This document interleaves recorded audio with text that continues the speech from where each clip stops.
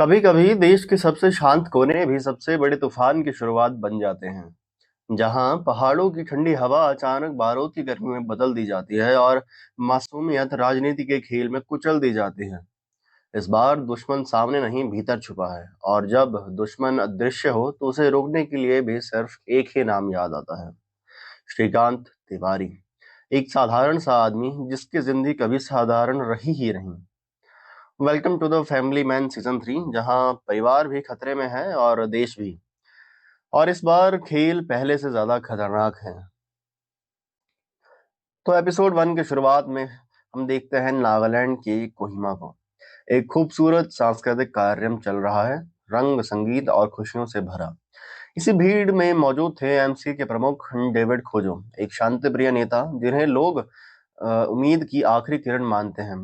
लेकिन हर खुशी पर एक परछाई होती है, उसी तरह यहाँ पर भी एक परछाई है। वो एक मिस्टीरियस लड़की, हाथ में एक बैग, चेहरा बिल्कुल शांत। वो बैग उसी कार्यक्रम में छोड़कर वो बाहर चली जाती है, और बाहर उसे उसका साथी मिलता है।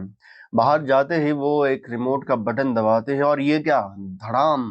एक भयानक धमाका कोहिमा को हिलाकर रख देता है। लोग मर जाते हैं, पूरा समारोह खून और चीखों में बदल जाता है। डेविड खोजो भी बुरी तरह घायल होते हैं, लेकिन अभी जिंदा है।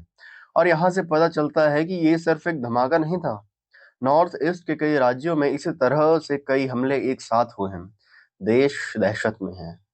अब सीन कट होता है दिल्ली में।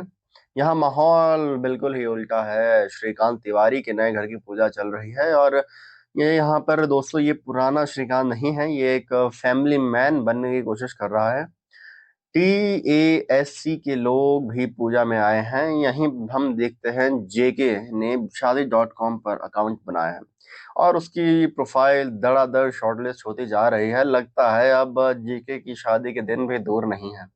इस दौरान श्रीकांत और अथर्व की बातचीत से हमें पता चलता है कि नया घर चित्रा ने अपनी ही कमाई से लिया है, और ये बात श्रीकांत के दिल पर थोड़ी चुभ भी जाती है। अब कट टू पीएम ऑफिस, जहां प्रधानमंत्री बासु ने इमरजेंसी मीटिंग बुलाई है। उन्हें एक ही जवाब चाहिए कि नॉर्थ ईस्ट में हुए धमाकों के पीछे आखिर है कौन। कुछ सलाहकार कहते हैं कि ये शायद चाइना की चाल है, क्योंकि उनका गवानियों प्रोजेक्ट शुरू हो चुका है। कुछ कहते हैं कि ये स्थानीय विद्रोह गुटों का काम है, और फिर सामने आता है एक नया नाम, प्रोजेक्ट साहकार, जिसका मकसद है नॉर्थ ईस्ट में शांति कायम रखना। लेकिन अब शांति टूट चुकी है, और सरकार को समझ नहीं आ रहा कि जवाब किसे दिया जाए, दुश्मन को या पड़ोसी देश को। और इसी तनाव के बीच शुरू होती है फैमिली मैन सीजन 3 की असली कहानी, जहां देश भी खतरे में है और तिवारी का घर भी। फिलहाल सरकार के सामने सबसे बड़ा काम है प्रोजेक्ट साकार, क्योंकि नॉर्थ ईस्ट के जितने भी रेबल लीडर्स हैं उन्हें एक ही जगह बैठाकर बातचीत करवाना आसान नहीं है। इसलिए सालों की कोशिश के बाद ये मौका मिला है, और अगर अभी भी चूक गए तो फिर पूरा इलाका फिर से हिंसा में डूब जाएगा। इसलिए पीएम बासु कुलकर्णी की सलाह मान लेती हैं और ऑर्डर देती हैं कि इस मीटिंग को हर हाल में होना ही चाहिए। अब कहानी पहुंचती है लंदन में। यहाँ हम मिलते हैं द्वारकानाथ से। द्वारकानाथ एक ऐसा व्यक्ति जिसके इरादे बेहद खतरनाक हैं। वो कुछ लोगों के साथ सीक्रेट मीटिंग कर रहा है, और इन सबका एक ही गोल है, किसी भी तरह भारत को घुटनों पर लाना। इस मीटिंग में मौजूद है मीरा, एक शांत, समझदार और बेहद सक्षम ऑपरेटिव। दुनिया भर के कई अंतर्राष्ट्रीय सीक्रेट मिशन वो अपने दिमाग से ही यहाँ बैठे बैठे ही पूरा कर लेती हैं। इस बार उनका काम है पीएम बासु की छवि को खराब करना। इसके बाद मीरा अपने सीक्रेट ऑफिस पहुंचती है। ये कोई साधारण ऑफिस नहीं है। यहाँ उसके साथ मिलिटेंट, स्नाइपर और कई एजेंट्स काम कर रहे हैं। सब लोग पूरी गंभीरता के साथ अपने अगले मिशन की तैयारी में लगे हुए हैं। उनका लक्ष्य है नसरीन बेग, वो महिला जो एकमात्र गवाह थी, और जिसकी गवाह मेजर समीर को बड़ी मुसीबत में डाल सकती थी। मीरा की टीम अपनी योजना पर अमल करती है और नसरीन को गोली मारकर मामले को हमेशा हमेशा के लिए बंद कर देती है, बिना किसी शोर के, जैसे वो कभी यहाँ थी ही नहीं। अब वापस चलते हैं दिल्ली। यहाँ पर श्रीकांत तिवारी मिलते हैं एनआई चीफ गौतम कुलकर्णी से। कुलकर्णी उन्हें नॉर्थ ईस्ट की बिगड़ी स्थिति के बारे में बताते हैं। बड़े पैमाने पर तनाव, लोगों में भय और रेबल समूहों की बढ़ती ताकत। वो श्रीकांत को बताते हैं कि बहुत जल्द इन रेबल लीडर्स के साथ एक इम्पोर्टेंट मीटिंग होने वाली है, जिसके लिए श्रीकांत को भी नागालैंड जाना पड़ेगा। श्रीकांत बिना किसी हिचकिचाहट के इस जिम्मेदारी को स्वीकार कर लेता है और कुलकर्णी एक और चौंकाने वाली इंफॉर्मेशन देते हैं कि चाइना के कई मिलिटेंट मिजोरम और नागालैंड की ओर बढ़ रहे हैं और काफी संभावना है कि इसमें चाइना गुप्त गवानियों प्रोजेक्ट भी शामिल है। कुलकर्णी बताते हैं कि नागालैंड पहुंचकर सबसे पहले उन्हें डेविड खुजो से मुलाकात करनी है। डेविड कोई नया नाम नहीं है, श्रीकांत उसे सालों से जानता है क्योंकि करीब 20 साल पहले श्रीकांत ने उसकी जान बचाई थी। इसलिए इस मिशन में एक अलग ही पर्सनल कनेक्शन जुड़ जाता है। लेकिन कुलकर्णी साफ साफ ये भी कह देते हैं कि यह मिशन हाईली कॉन्फिडेंशियल है, किसी से एक शब्द भी मत कहना। और श्रीकांत बस सिर हिला देता है। बाहर निकलते ही वो जेके से मिलता है और जेके हमेशा की तरह एक्साइटेड है और जोड़ तोड़ कर अंदर की बात पूछने की कोशिश करता है। लेकिन श्रीकांत अपने वही क्लासिक अंदाज में कुछ भी रिवील नहीं करता, बस एक हल्की से मुस्कान और बात टाल देता है। इसी बीच दूसरी तरफ स्टोरी कट होती है सूची पर, जो अपनी पूरी टीम के साथ श्रिंक मीन नाम के ऐप पर काम कर रही है। ऐप अच्छा है, आइडिया स्ट्रांग है, बस कमी है तो सिर्फ फंडिंग की। और यहीं चाइनीज इन्वेस्टर्स एंटर होते हैं। वो इस ऐप में पैसा लगाने के लिए भी तैयार हो जाते हैं, जिससे सूची की थोड़ी उम्मीद और बढ़ जाती है। और अब फिर सीन फिर से शिफ्ट होता है श्रीकांत के घर। वो अपनी बेटी धृति के कमरे में जाता है और धृति अपने दोस्तों के साथ बैठकर कुछ पोस्टर्स और स्लोगन बना रही है। तभी श्रीकांत अपने बेटे से पूछता है कि यार, तुम्हारी दीदी ये क्या करती रहती है? अथर्व बड़े ही नॉर्मल अंदाज में जवाब देता है कि डैड, दीदी अलग ही सीन है। अथर्व बड़े ही नॉर्मल अंदाज में जवाब देता है कि डैड, दीदी का तो अलग ही सीन चल रहा है। वो क्लाइमेट चैंपियन भी है, एलजीबीटीक्यू एक्टिविस्ट भी और सोशल वर्कर भी। और अब वो चाहते हैं कि नॉन बाइनरी लोगों को शी हर की जगह दे देम कहकर बुलाया जाए। एक एग्जाम्पल भी वो देता है कि she is going to college की जगह they are going to college कहना चाहिए। धृति के दोस्त जैसे ही कमरे से बाहर निकलते हैं, श्रीकांत कैजुअली अपने ही अंदाज में कहता है कि ये दे लोग कहाँ जा रहे हैं। और वो ऑकवर्ड साइलेंस, बस वही टिपिकल फैमिली मैन वाइब्स। और अब बात करते हैं जेके की। जेके शादी.com पर एक अलग ही मैच हुआ है। वो एक लड़की से मिलने जाता है, लेकिन वहां जाकर पता चलता है कि लड़की को तो कोई शादी में इंटरेस्ट ही नहीं है। अब बेचारा जेके कंफ्यूज है और वहां जाकर के फिर पूछ ही लेता है कि दीदी, अकाउंट फिर तुमने बनाया ही क्यों? लड़की बोलती है बाकी ऐप्स पर सिर्फ वियर्ड क्रीप लड़के होते हैं, शादी.com पर थोड़े फैमिली टाइप लड़के मिल जाते हैं, बस इसीलिए। पर यहाँ पर जीके के सिर से ऊपर ही ये बातें सारी चली जाती हैं और रात होने पर फिर से घर का टेंशन सामने आता है। सुची और श्रीकांत अभी भी इमोशनली अपार्ट हैं। एक ही कमरे में सोते हैं, पर सुची बेड पर और श्रीकांत सोफे पर। सोते सोते वो सुची को बताता है कि उसे काम से बाहर जाना होगा, लेकिन असली जगह छुपाने के लिए बस इतना कह देता है कि मैं देहरादून तक जा रहा हूँ। अगली सुबह एनआईए ऑफिस में जोया का पॉलीग्राफ टेस्ट हो रहा होता है। पिछली घटना ने उसे तोड़ दिया है, लेकिन फिर भी वो ड्यूटी पर वापस आने के लिए तैयार है। टेस्ट में साफ दिख जाता है कि वो अब भी ट्रॉमा से बाहर नहीं आई है, लेकिन उसके पिछले सारे रिकॉर्ड्स बढ़िया हैं। श्रीकांत कहता है कि जोया इस नौकरी को डिजर्व करती है और उसके पेपर्स पर साइन कर देता है। अब फिर से सीन कट होता है लंदन में, जहां मीरा की मुलाकात होती है मेजर समीर से। उसी समीर से जो किसी भी तरह भारत को नुकसान पहुंचाना चाहता है। समीर बताता है कि नसरीन बेग ही वो एकमात्र गवाह थी जो उसे मुसीबत में डाल सकती थी, और अब मीरा ने उनका रास्ता साफ कर दिया है। इसलिए अब मीरा समीर को एक और बड़ा काम सौंपती है, और जो आगे जाके कहानी को और भी खतरनाक मोड़ देने वाला है। अब नेक्स्ट सीन में अरुणाचल प्रदेश आता है और यहाँ हम देखते हैं कि रुकमा को, एक ऐसा आदमी जिसके लिए पैसा सबके ऊपर है, न इंसानियत न लॉयल्टी, बस पैसा। रुकमा एक आदमी पर बंदूक ताने खड़ा है।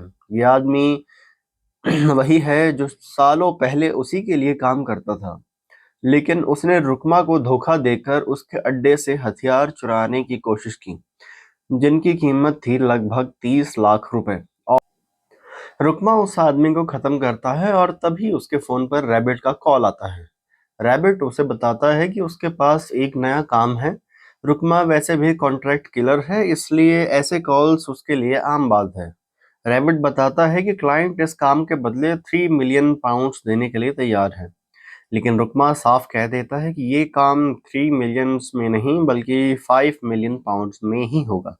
इसके बाद सीन शिफ्ट होता है पीएमओ की तरफ। यहाँ हमें पता चलता है कि पीएम बासु की इमेज लगातार खराब होती जा रही है। चाइना को जवाब देने के लिए उन्हें कोई बड़ा कदम चाहिए, इसलिए वो चाइना के 69 ऐप्स बैन कर देते हैं।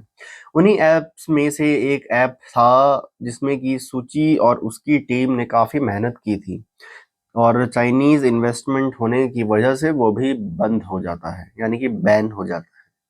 उधर गौतम कुलकर्णी और श्रीकांत तिवारी नागालैंड पहुंचते हैं। यहाँ श्रीकांत की मुलाकात होती है सलोनी से। सलोनी जानती है कि जहां भी श्रीकांत जाता है वहां प्रॉब्लम्स तो पीछे पीछे आ ही जाती हैं, इसलिए वो सीधे पहुंचते हैं, सीधे पूछती है कि श्रीकांत यहाँ किस काम से आया है, लेकिन श्रीकांत कुछ रिवील नहीं करता और दोनों डेविड खोजो के घर चले जाते हैं। डेविड एक बेहद अच्छे इंसान हैं। कई साल पहले श्रीकांत ने उनकी जान बचाई थी, तभी से उन्हें उस पर एक भरोसा सा है। वो पीस में बिलीव करते हैं। यही वजह है कि प्रोजेक्ट सहयोग में भी मदद करने के लिए तैयार है।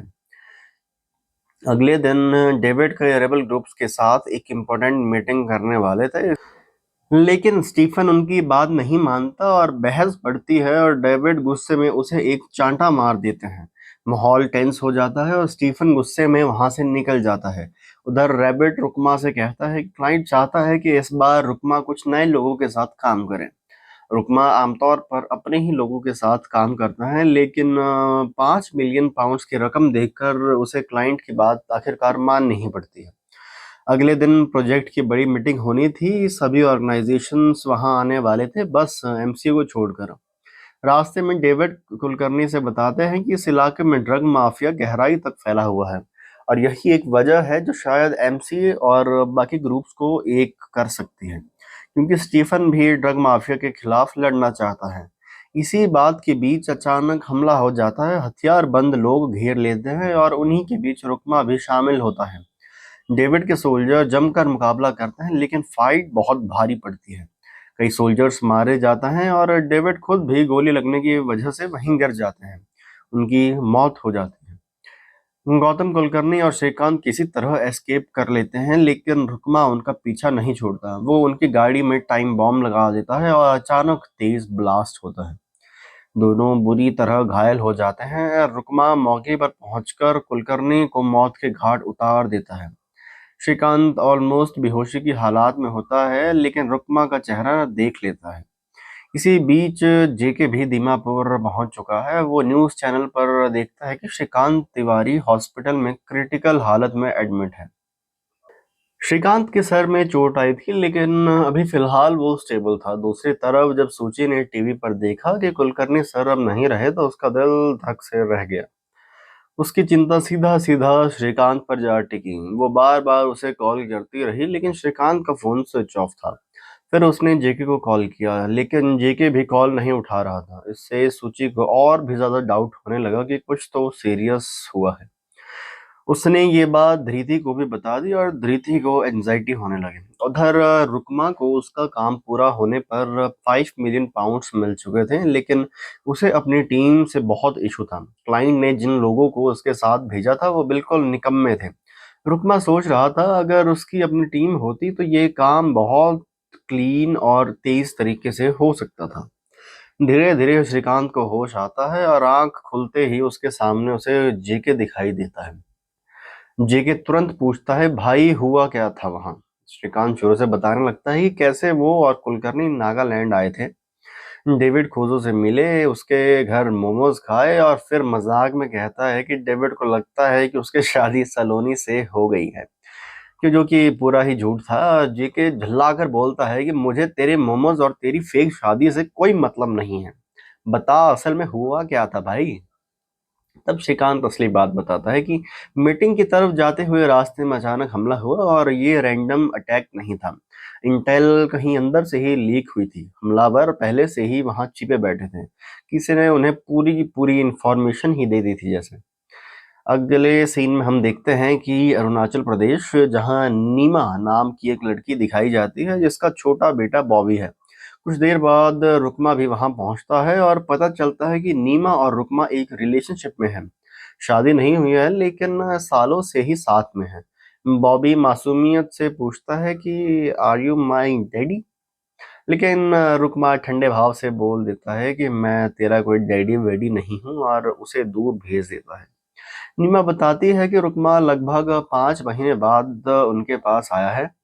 दूसरी तरफ वहीं हॉस्पिटल में श्रीकांत जेके से फुसफुसाकर कहता है कि ऑर्गेनाइजेशन के अंदर कोई तो उनके खिलाफ काम कर रहा है, लेकिन अब से जो भी बात होगी स्ट्रिक्टली अंदर ही रहेगी। वो कहता है अजीत और पुनीत को बुलाओ, यहीं हॉस्पिटल को टेम्पररी ऑपरेशन रूम बना करके काम करेंगे और अब से सब लोगों के कोड नेम यूज करेंगे। तभी जेके बताता है कि सूची का लगातार कॉल आ रहा है। श्रीकांत फोन उठाकर उसे बताता है कि उसका मोबाइल पानी में गिर गया था इसलिए स्विच ऑफ है। लेकिन सूची सच बोलती है, मुझे सब पता है, तुम देहरादून नहीं नागालैंड में हो। सूची ये भी बताती है कि उनका ऐप भी बैन हो गया है क्योंकि उसमें चाइनीज इन्वेस्टमेंट थी। वर्क पूरी तरह डाउन है इसलिए वो लोग अब कुछ टीवी शोज करने का प्लान कर रहे हैं। उधर नीमा रुकमा से साफ कहती है कि हम इतने सालों से साथ हैं, अब तो शादी कर लो। बॉबी को तुम्हारा नाम चाहिए, अगर तुम्हें कुछ हो गया तो हमारा क्या होगा। लेकिन रुकमा हमेशा की तरह पैसे की बात करता है, अगर चाहिए तो पैसे दे देता हूँ लेकिन नाम नहीं दे सकता। नीमा रो रो कर कहती है कि मुझे पैसे नहीं, तुमसे शादी करनी है। फिर वह रुकमा नहीं मानता और वहीं दीमापुर हॉस्पिटल में जनरल वार्ड को खाली करा करके उसे एनआईए के टेम्पररी ऑफिस में बदल दिया जाता है। श्रीकांत थोड़ा थोड़ा रिकवर कर रहा है और वहां बैठे सब लोगों के नाम व चेहरे गौर से देख रहा था। लेकिन चोट की वजह से उसे कुछ क्लियर याद नहीं आ रहा क्योंकि उसकी नजर में एक ही चेहरा बार बार फ्लैश हो रहा है, पर वो उस चेहरे को ढंग से पहचान नहीं पा रहा है। तभी अजीत और एक और लिस्ट लेकर आता है। उस लिस्ट पर श्रीकांत नजर डालते ही एकदम रुक जाता है। उसी लिस्ट पर उसे वो चेहरा मिल जाता है, वही आदमी जिसने कुलकर्णी सर को मारा था। श्रीकांत अब 100% श्योर था। उसने अपनी पूरी टीम को तुरंत ऑर्डर दिया कि इस आदमी के बारे में मुझे हर एक चीज, एक एक माइनर डिटेल निकाल कर दो। पास्ट, प्रेजेंट, कॉन्टैक्ट, सब कुछ। दूसरी तरफ दिल्ली में अथर्व डांस प्रैक्टिस कर रहा होता है। अमायरा नाम की एक लड़की उसकी स्टेप्स में हेल्प कर रही थी, लेकिन पास में खड़े कुछ लड़के उसे देखकर जलने लगे। उन्हें बर्दाश्त नहीं हो रहा था कि अथर्व इतने अच्छे से डांस कैसे कर रहा है। वो उसे चिढ़ाने की कोशिश करते हैं, उसे bully करने लगते हैं। अथर्व डरता नहीं लेकिन मौका देखकर वहां से तेजी से भाग जरूर जाता है। हॉस्पिटल में श्रीकांत अब काफी स्टेबल हो चुका था। उसने सलोनी को बुलाया और उसे रुकमा की फोटो दिखाते हुए पूछा कि ये आदमी कौन है। सलोनी ने उसके बारे में जितनी इन्फॉर्मेशन हो सकती थी सब निकाली हुई थी। पता चला कि रुकमा बचपन से ही एक अलग ही स्वभाव का था। बचपन में उसे कुछ लोगों ने किडनैप कर लिया था, बट उसे एक नाइफ से उन सभी लोगों को मारकर खुद को बचा लिया था। इस ब्रेवरी की वजह से उसे एक अवार्ड भी मिला था। फिर वो आर्मी में भर्ती हुआ और वहां भी उसने बहुत बेहतरीन काम किया। लेकिन एक दिन वो ड्रग के केस में पकड़ा गया। बस वहीं से ही उसकी सारी की सारी जिंदगी पलट गई। अब वो कॉन्ट्रैक्ट किलिंग करने लगा है जिससे कि वो पैसे कमाता है। श्रीकांत ने आदेश दिया कि नारकोटिक्स की एक टीम उसके घर भेजी जाए और पूरी तलाशी भी ले। तभी उसके बैकग्राउंड की पूरी पिक्चर साफ हुई कि कहाँ पर क्या हुआ था। सीन कट होता है लंदन में। यहाँ मीरा मेजर समीर से मिलती है। समीर ने उसका काम किया था इसलिए दोनों का हिसाब बराबर था। लेकिन समीर समझ चुका था कि मीरा का बड़ा प्लान कुछ और है, इंडिया को नुकसान पहुंचाना। समीर साहब बोलता है कि वो उसके मिशन में उसका साथ दे सकता है, उसे पैसे नहीं चाहिए, बस मीरा का पूरा प्लान बताए। लेकिन मीरा ठंडी आवाज में कहती है कि फिलहाल मुझे तुम्हारी जरूरत नहीं है। जरूरत पड़ी तो मैं तुम्हें खुद कांटेक्ट करूंगी। इससे साफ था कि मीरा किसी बड़े खेल में लगी थी। इधर सलोनी का कॉल श्रीकांत को आता है। वो बताती है कि रुकमा की एक गर्लफ्रेंड है निमा, और वो अभी अपने घर में ही मौजूद है। वो चाहे तो एक टीम भेजकर उसे अरेस्ट कर सकते हैं। श्रीकांत तुरंत कहता है कि अगर तुमने ये काम कर दिया तो ये मिशन में बहुत बड़ा स्टेप होगा। अब सीन शिफ्ट होता है कुलकर्णी सर के घर पर। एनआईए, डिफेंस, टास्क और सारे के सारे डिपार्टमेंट के ऑफिसर्स उन्हें श्रद्धांजलि देने के लिए यहाँ पर आए थे। वहीं पर हम जोया को भी देखते हैं, जिसे अगले हफ्ते टास्क ज्वाइन करना था। कुछ मिनट बाद पीएम बासु खुद वहां आकर आती है और कुलकर्णी जी को श्रद्धांजलि देने के बाद वापस जाने लगती है। तो श्रीकांत तुरंत उनके पास जाकर कहता है कि मैम, मुझे आपसे एक जरूरी बात करनी है, लेकिन ये बात ओपन जगह पर नहीं हो सकती। पीएम बासु कहती है कि ठीक है, ऑफिस में आकर बात करो। अब पीएम का सेक्रेटरी बाहर श्रीकांत से बात करने आता है। श्रीकांत उसे साफ बोलता है कि जिस आदमी ने कुलकर्णी जी को मारा है, मैंने उसे अपने आंखों से देखा है। लेकिन सेक्रेटरी कुछ और ही मानकर चला था। वो कहता है कि ये काम एमसीए वालों का है, क्योंकि वही गवर्नमेंट को सपोर्ट नहीं कर रहे थे, और जहां हमला हुआ था वो पूरा एरिया ड्रग माफिया जोन है। स्टीफन उस इलाके को लेकर बहुत गुस्से में रहता है। सेक्रेटरी कहता है कि स्टीफन कभी ऐसा नहीं कर सकता। वो उनसे नफरत करता है, पर वो ऐसा काम नहीं कर सकता। लेकिन श्रीकांत का चेहरा बता रहा था कि वो सच्चाई को बहुत करीब से जानता है, और उसका शक अब सिर्फ एक ही आदमी पर था, वो है रुक्मा। और इसी के साथ ही कहानी हमें वापस लंदन ले जाती है, जहां द्वारका नाथ मीरा से मिलता है। मीरा उसे भरोसे से कहती है सब कुछ प्लान के अकॉर्डिंग चल रहा है, लेकिन द्वारका नाथ उसे बीच में रोक देता है। कहता है कि कुछ भी ठीक नहीं चल रहा। एक आदमी है जिसने हमारी पूरी चाल में सेंध लगा दी है। उसका नाम है श्रीकांत तिवारी। उसके बारे में पता करो और उसे रास्ते से हटा दो। इससे पहले कि वो हमें हटाए, हमें उसे हटाना होगा। उधर दूसरी तरफ इंडिया में रात के अंधेरे में रुकमा और नीमा एक नए जीवन का सपना बुन रहे थे। रुकमा नीमा से कहता है कि वो जल्द से जल्द उससे शादी करना चाहता है, और नीमा की आंखों में खुशी साफ झलकती है। लेकिन किस्मत को कुछ और ही मंजूर था। जैसे ही स्पेशल टीम घर में घुसती है और फायरिंग शुरू हो जाती है, रुकमा नीमा और बॉबी को एक सीक्रेट रास्ते से नीचे भेज देता है। खुद वहीं रुककर हर सोल्जर का सामना करता है। वो एक अकेला आदमी, लेकिन जज्बा 100 लोगों जितना। और सच में उसने कई सोल्जर को गिरा भी दिया था। नीचे भागते नीमा और बॉबी पर भी खतरा मंडरा रहा था। एक सोल्जर वहां आ चुका था। ऊपर से चली गोली से वो सोल्जर तो गिर गया, लेकिन उसी गोली से नीमा की जिंदगी भी चली गई। नीमा उसी पल खत्म हो जाती है, और रुकमा बॉबी को लेकर वहां से भाग निकलता है। उधर श्रीकांत को भी खबर मिल जाती है कि टीम रुकमा को पकड़ने गई थी, लेकिन रुकमा भाग निकला। अब फिर से लंदन मीरा को मेजर समीर का कॉल आता है। समीर सीधा कहता है कि आई टोल्ड यू, इंडिया को अंडर एस्टिमेट मत करो। अब वो लोग रुकमा के पीछे पड़ चुके हैं, लेकिन मीरा उसे शांत करके कहती है कि वो लोग नहीं, सिर्फ एक इंसान, श्रीकांत तिवारी।